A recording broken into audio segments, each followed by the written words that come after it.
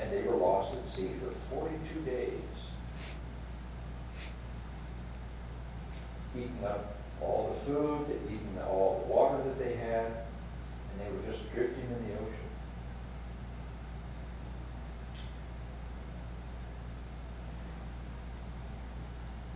Years later, there was a young couple that just got married, and they were over in, I think, New Jersey or one of those East Coast states, Massachusetts, maybe Rhode Island or something.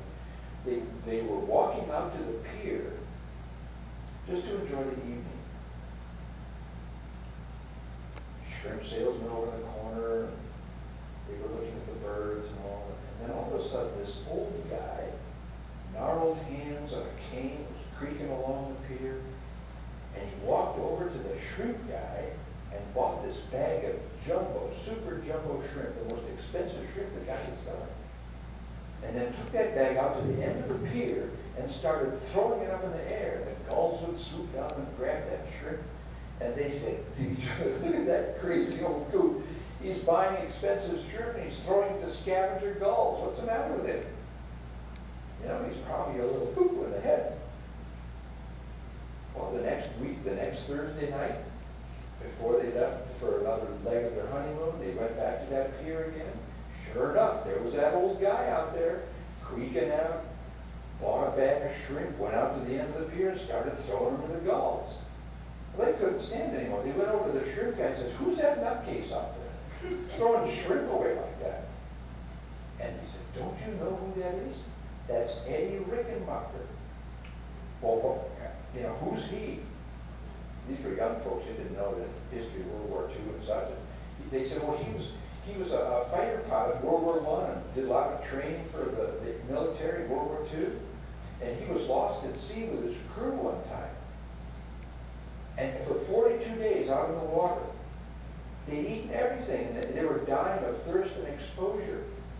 And Eddie put an oar in the raft and was leaning against the oar. He put his shirt up on to try to catch the wind to blow it into the shipping lanes so they could be rescued. And he said he was so weak, just sitting there in the sun, his men were sleeping, and all of a sudden a seagull comes and lands on his head.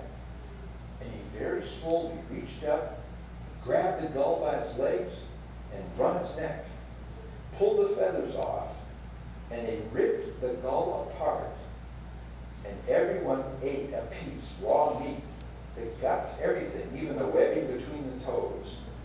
And they ate the gull, everything, it was all gone. Chewed on the bones to get some of the marrow out. Most of the bones in a bird are hollow, so there's not much there. And they said that gull sacrificed its life to let those men live long enough, and they were rescued on the 42nd day. And Eddie Rickenbacker was so grateful to the Lord for allowing the Lord to bring that gull to his head so he could grab it and save the lives of his men and his own life. Every Thursday night, Eddie Rickenbacker would go out on that pier and throw those shrimp to the gull's descendants, thanking them for what their ancestor, their father gull, whatever, gave his life to save their lives. So he was feeding the offspring. True story, folks. And our Father in heaven has done the same thing for you and for me. He sent his Son to this planet.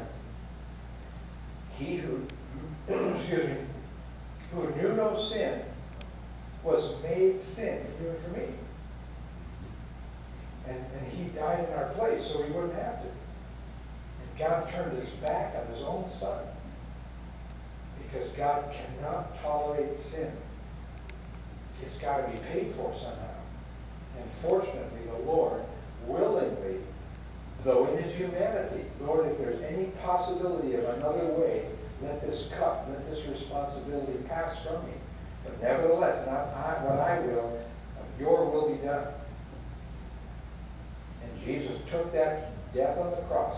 Not the scourging and the whipping and all that. There were 10,000 people that were crucified in that time frame. What the Lord sacrificed for was that separation when God turned his back and he cries out, why have you forsaken me? Quoting the Psalms. Why have you turned your back on me? For all eternity, they'd never been separated.